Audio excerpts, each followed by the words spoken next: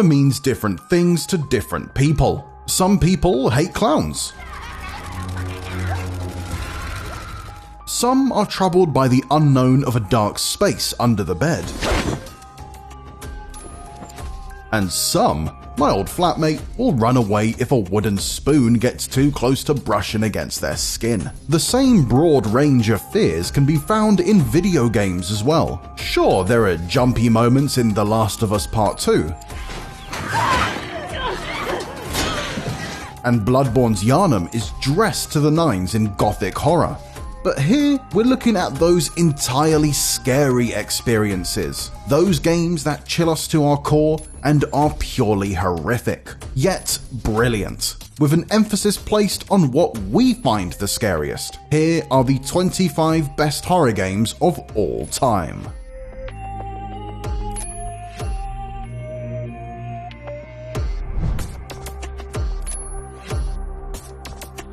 In recent years, many have attempted to capture the nostalgic yet deeply unsettling aesthetic of analog horror, a subgenre centered around turn-of-the-millennium tech and found footage. But none do it quite as well as developer Puppet Combo. With a library of over 20 developed and published games, there's no shortage of gory and intense homages to an era of the VHS or PS1 to choose from. But Stay Out of the House is the standout entry of the one-man studio's work. A mix of immersive sim and survival horror. You're put to the test as you attempt to escape the disgusting lair of the Cannibal Butcher. You have 3 days to plan your escape. Will you scramble for a weapon, set the serial killer's traps against him, or maybe help other survivors? All of these are viable options, but unfortunately for you, the killer will adapt to all of them, barricading once unlocked rooms, hiding items, and more, all to offer you an unforgettable VHS filtered nightmare.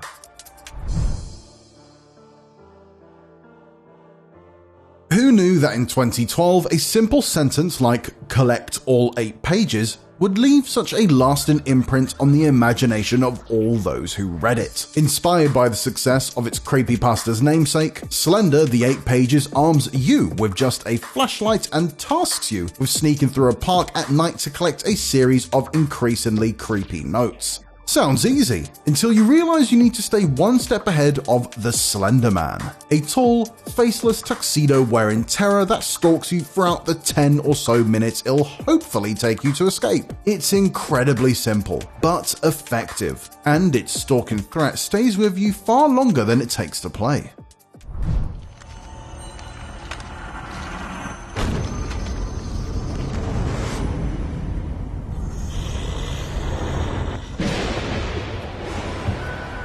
Resident Evil creator Shinji Mikami's return to survival horror came in 2014 with The Evil Within, and its warped world didn't disappoint. The Evil Within offers challenging gameplay, limited resources, and an engaging story, and brilliantly horrific enemy design. The Keeper, Laura, Zen, and Noon, to name just a few that have haunted one or two of our nightmares since. This wickedly creative, tense, and yes, tough game does not suffer fools gladly, yet you'll be an even greater one to not give it a chance. We may have seen that bleeding game over screen a few more times than would like, but it never made us not want to jump straight back in. That is the definition of great survival horror.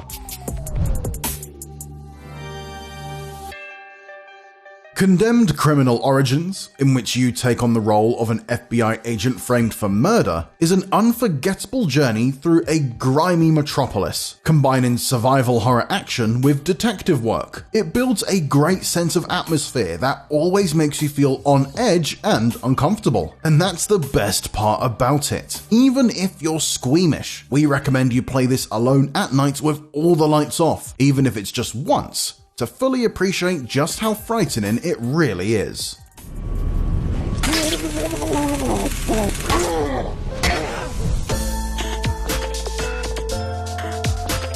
While many games on this list have you playing an unwilling victim of horrors, Manhunt stands out by making you the architect, albeit under slight duress, of the terror. Hot on the heels of the worldwide success of Grand Theft Auto 3 and Vice City, Rockstar surprised the world by choosing to take its controversial games to the next level. James Earl Cash, a criminal sentenced to death row for crimes too heinous to mention, is given a second chance in the form of a starring role in a mysterious director's snuff film. Bloody, violent, and questionably sick, Manhunt is M-rated for a reason, and that's largely because of its graphic depictions of murder. Death by crowbar to the face, wire chokes, and machete hackings are just some of the gruesome things you'll see. You may have seen this kind of thing in movies, anime, and the like, but no video game at that point, or arguably since, has gone as far as Rockstar's Manhunt.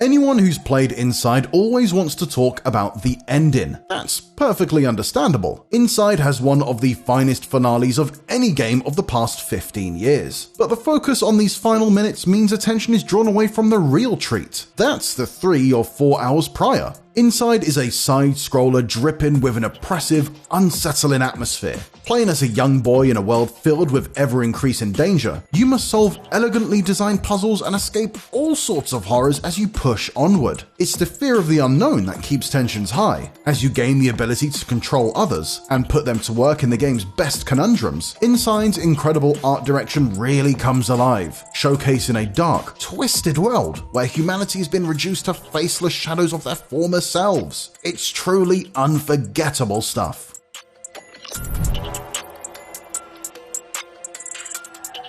When Konami cancelled Silent Hills in 2015, a slew of spiritual successors and games heavily influenced by the playable teaser came out. This includes Sad Square Studios' first psychological horror, Visage. Set in the 1980s, you play Dwayne Anderson, a resident of a large home tormented by the supernatural, as he tries to find a way out and learn more about what is causing the paranormal activity. As you explore the dark and eerily silent house, entities taunt you by breaking light bulbs, turning on and off lights, and slamming doors. This constant barrage of sensory terror, combined with the pressure to maintain Dwayne's sanity, makes Visage one of the more challenging horror games released in recent years. It's very much trial and error, but your patience is rewarded with a fascinating story and plenty of jump scares. While it may not be Silent Hills, the legacy of Konami's unreleased game courses through the veins of Visage while also successfully establishing its own identity.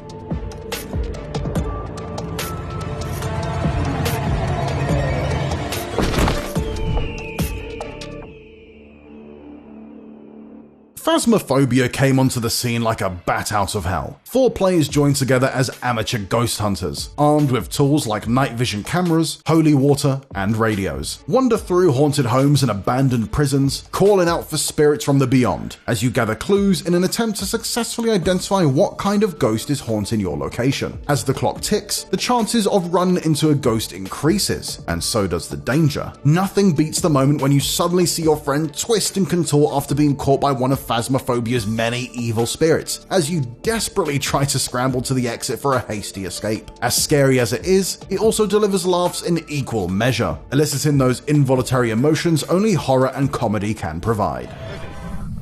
Oh.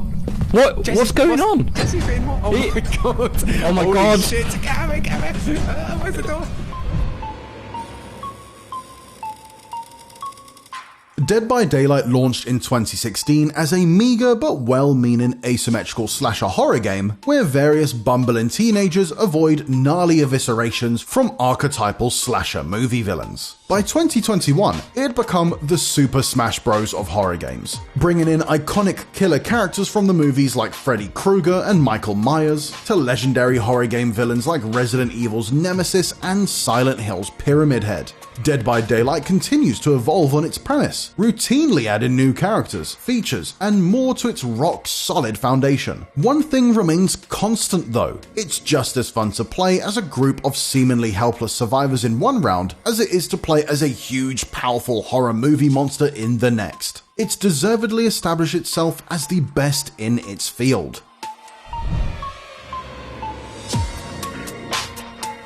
Until Dawn possesses all of the best and worst qualities of a B-grade horror movie. Camp, gore, death, interpersonal tension, cheesy dialogue, a predictable plot, and liberal use of jump scares. Its game world, the Blackwood Mountain Lodge, is relatively small, but developer Supermassive made it as entertainingly hostile as possible. This bitter landscape is captured with a keen eye on isolation, and Until Dawn does a great job of encouraging the sense that you're always being watched as the teens split off from one another both physically and emotionally. Until Dawn is a gleefully cheesy homage to slasher movies, set in a world built by a developer who clearly adores the genre. Its often replicated robust choice and consequence system was genre-defining and allows players to truly experiment with the gruesome horrors hidden beneath its corny surface. Taking cues from the likes of David Lynch, Stephen King, and David Fincher, Alan Wake 2 is a deeply cinematic dive into the surreal. It's a game of two halves and follows the intertwined journeys of titular writer Alan Wake and FBI agent Saga Anderson. In Alan's chapters, you'll blast ghostly figures and solve Resident Evil-esque puzzles in a nightmare version of New York City. But the further you venture, the stranger things get. You'll write new pathways through reality, witness a bizarre Finnish horror movie, endure an anxiety-inducing chat show, and take part in the best rock opera you've ever gunned your way through.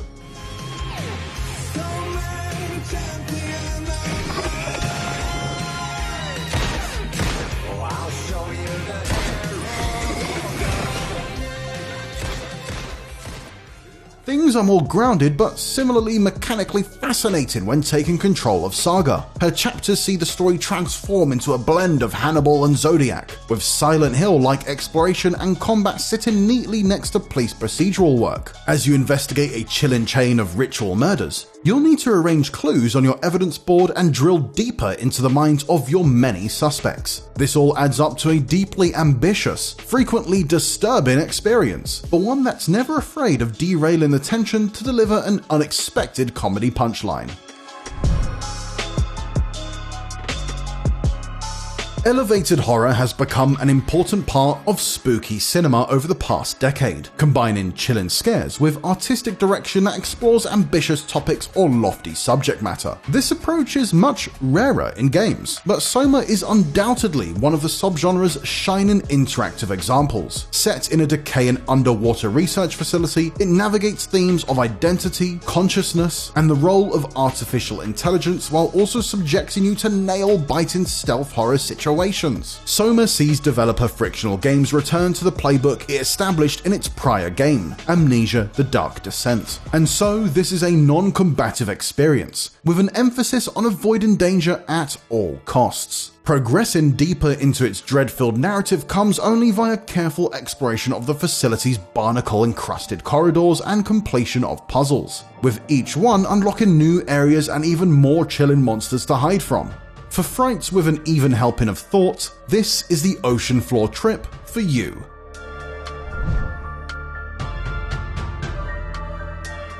Despite never being released outside of Japan, as of yet, Clock Tower is a 16-bit survival horror classic that deserves its place on this list thanks to its pioneering stalker psychopath gameplay. Jennifer is a teenage orphan stranded in a Resident Evil-like manner, and she's tasked with point and clicking through its impressively detailed, oppressive world. Worst still, she has to avoid the dreaded Scissor Man, who, much like Mr. X, Nemesis, and Pyramid Head, is a near unstoppable force who is always lurking nearby. With multiple endings to experience, you'll certainly have reason to replay this horror time and again.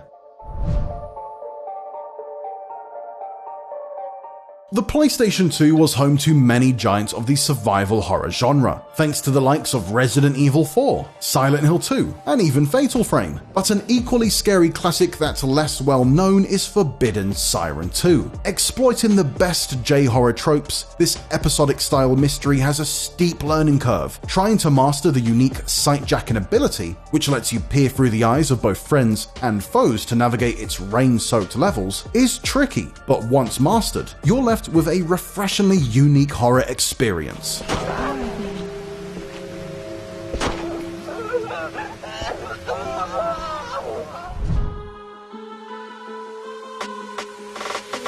It's hard to imagine what horror in video games would look like without the arrival of Resident Evil. The first in a long-running and extremely successful series arrived in 1996, letting players explore the zombie-infested, puzzle-riddled Spencer Mansion. And it's fair to say the survival horror genre hasn't looked back since. Although primitive by today's standards, Resident Evil set the mold for everything that followed.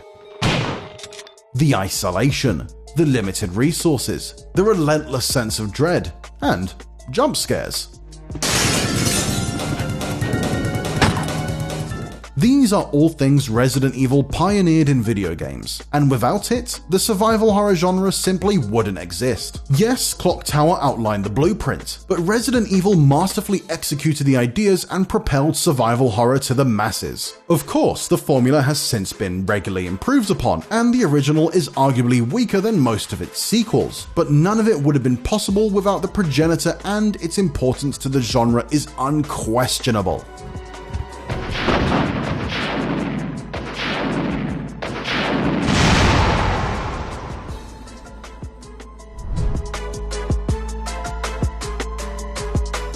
There was always something inherently creepy about being in a Chuck E. Cheese restaurant as a kid, a dimly lit, rat-themed birthday party center with a sad pizza, a mostly broken arcade room, and a giant animatronic animal band that would shut down in between songs to stare into the souls of children with giant dead-eyed looks. Five Nights at Freddy's is an entire game about the fleeting joy and haunted magic of a seemingly lifeless collection of animatronic pizza restaurant mascots who suddenly spring to life and become horrifying nightmares. How lovely! Although, instead of being a kid at a birthday party, you're an employee tasked with watching the restaurant after dark and surviving the night yourself. You'll flip through security cameras and other various devices, while unsettling mechanical faces pop up sporadically or generally go bump in the night. But what makes it all so unique is that Five Nights at Freddy's is one of the few horror games that most kids can play without enjoying a lifetime of trauma. It's rare to have a game series that can cater to both young and adult horror fans, but it's mostly because it features a thing we can all agree on: animatronic animals are terrifying.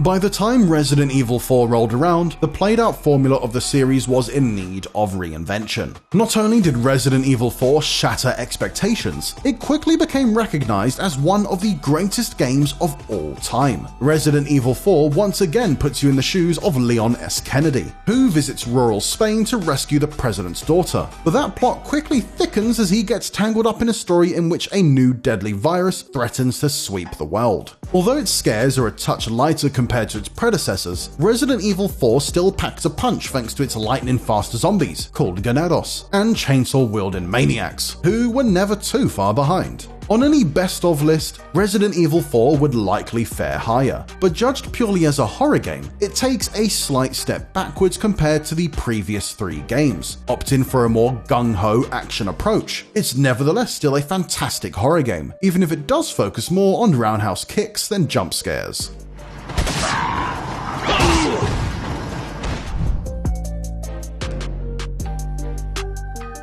Before asynchronous multiplayer became the new horror trend, there was Valve's co-op zombie slaughterhouse. As the title suggests, each mission of Left 4 Dead sees 4 players stranded in a quarantine zone, and the group will only make it out alive if they work together to overcome the undead hordes. Both the original and its sequel are fantastic, but we're going for Left 4 Dead 2 here, which improved on the formula in pretty much every aspect. Left 4 Dead's enduring appeal lies in its smart AI director, which finds new ways to deploy zombies and generate scares in every match. This random lottery keeps things unpredictable, even if you've played the map in question 70 times already. Maybe it'll surprise you with an unexpected boomer, which explodes into a fountain of green goo that baits other infected. Or perhaps it'll throw a smoker into the fray, which can bind you with its meters-long tongue and drag you away from your allies. Or, if you're really unlucky, the dice roll will result in a witch, Left 4 Dead's most frightful foe who, if disturbed, will unleash an extended rush of devastating lightning-fast blows. With snappy gunplay, fantastic level design, and a whole 80s horror franchise's worth of blood ready to chuck all over the walls, Left 4 Dead 2 remains an eternal horror classic.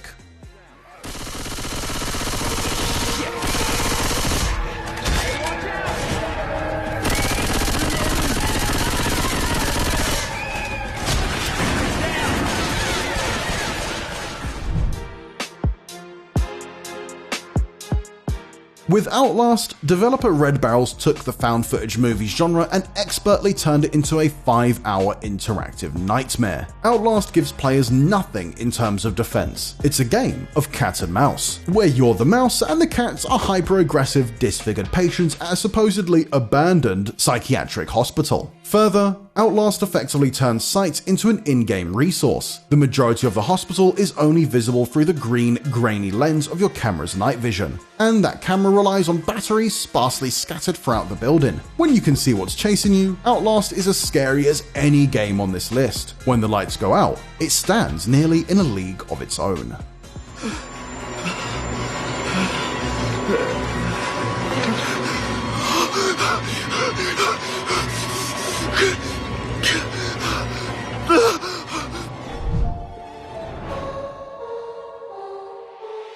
Ridley Scott's 1979 sci-fi horror movie Alien is a masterclass in fear, building uneasy tension and suspense via the threat of a single deadly organism. On paper, it's a concept not easily translated into video game form. But developer Creative Assembly absolutely nailed it with Alien Isolation. Gung-ho colonial marines and gallons of acid blood in favor of stealth, Alien Isolation demands that you outwit a single indestructible xenomorph that stalks you around the sprawling Sevastopol space station.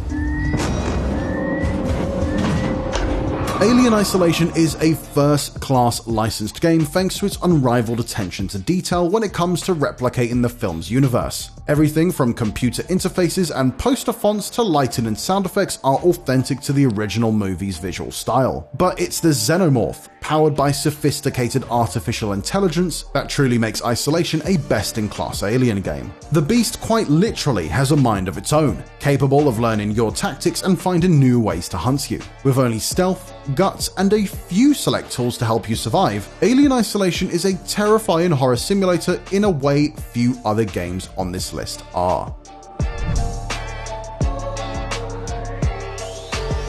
Resident Evil 4 redefined the survival horror genre, inspiring a slew of imitators to rapidly follow. But despite Dead Space wearing its Resident Evil 4 influence on its sleeve, it delivered a new level of intense horror that meant this sci-fi scarefest was a triumph in its own right. As Isaac Clarke, you're tasked with exploring a derelict spacecraft with terror lurking around every corner. Its dimly lit corridors are littered with monstrosities from God knows where, and unfortunate crewmates mutilated into a disfigured mess. Dead Space personifies our fear of the unknown and graphically illustrates the deep space horrors we'd only ever really seen in the movies. Necromorphs, the zombies of the series, are the epitome of terror, and their gruesome designs and unpredictable nature made them a formidable foe. And unlike horror game enemies, a bullet to the brain won't put them down, so you need to learn the art of dismemberment instead. Dead Space forces you to unlearn familiar habits then, and it made you feel vulnerable despite being armed to the teeth. But every gun in the universe isn't enough to dampen Dead Space's scares.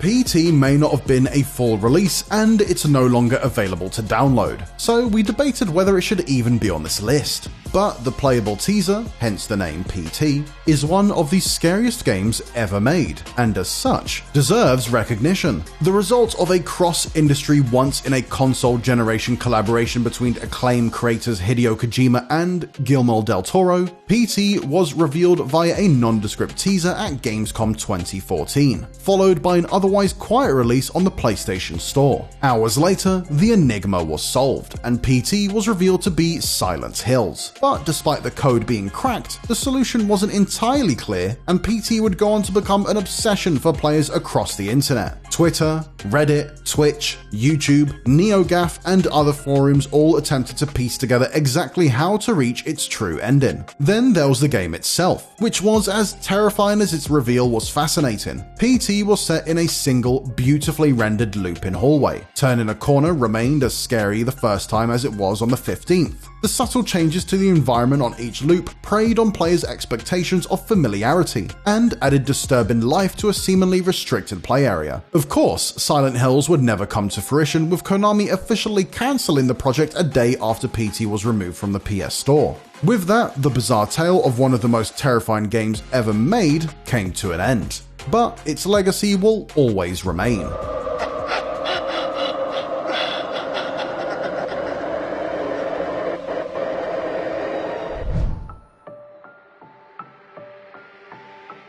Are you afraid of the dark? Well, in Amnesia: The Dark Descent, it's your best friend. Kind of. With gameplay mechanics that help spur a rebirth of the survival horror genre that had drifted into action game territory, modern horror games are indebted to Dark Descent. Starting with the protagonist, Daniel, waking up alone in the dark castle of Brennenburg. He has no memory of how he's got there, hence the name. As he explores his surroundings, he realizes there's a shadow stalking him, and wandering about the castle are other creatures that will give chase if they spot you. This wouldn't be a huge problem if you could fight back. But the thing is, you just can't. Your only defense is to run and often hide in the dark. A stark contrast to more action-oriented horror games like Resident Evil 5, which had come out the year before. But here's the kicker: stay in the dark too long and you'll lose your mind. It's not the first game to have a sanity meter. Eternal Darkness says hello.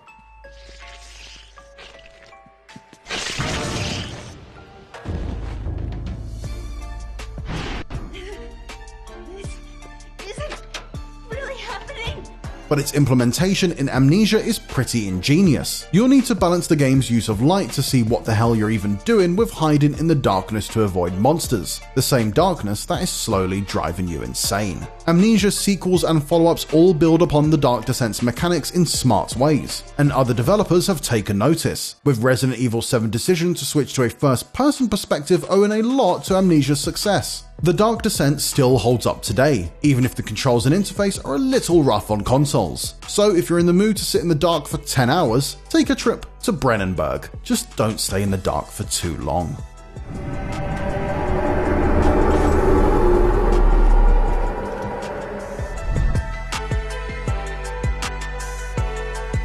There are many contenders for best entry in the Resident Evil series, but our vote emphatically goes to the 2019 remake of Resident Evil 2, which also happens to be the spookiest in a long line of quality RE spookies. The original Resident Evil 2 took everything successful about the survival horror formula established by its older brother and refined it. The locations were creepier, the enemies more menacing. This was also the introduction of the infamous Licker and Mr. X, and the scares were bigger and badder. The adventures of Leon and Claire in Raccoon City not only became a benchmark for Resident Evil, but for the genre as a whole, until our next entry came along a few years later. In every way that 1998's Resident Evil 2 improved on its predecessor, the remake also replicated in kind. It's a prime example of how to take an older game and reanimate it for a new generation of players, pioneering a new generation of scares that are often imitated but rarely equaled. Resident Evil 2 sits atop the pile when it comes to the genre's most famous series.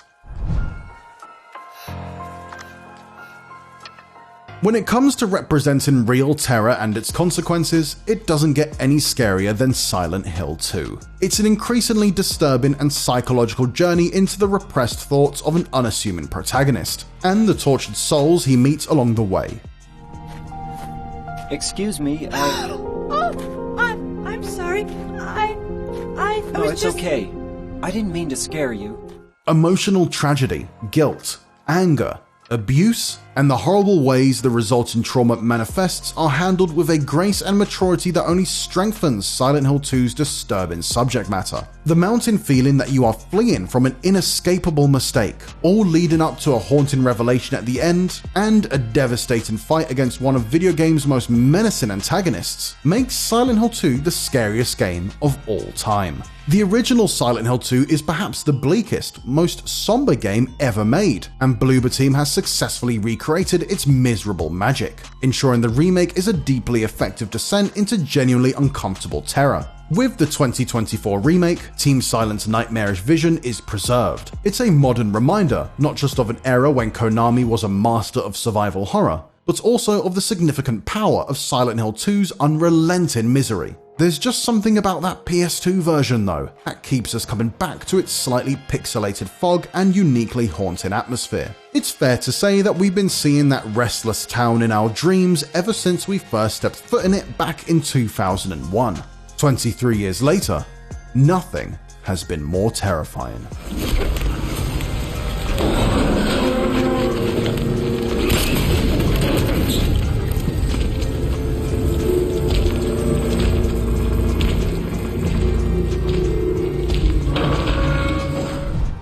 If you'd like to dive deeper into why Silent Hill 2 has earned our #1 spot, then make sure to watch our Silent Hill 2 feature on why it is utterly miserable and why that's great, or our video review.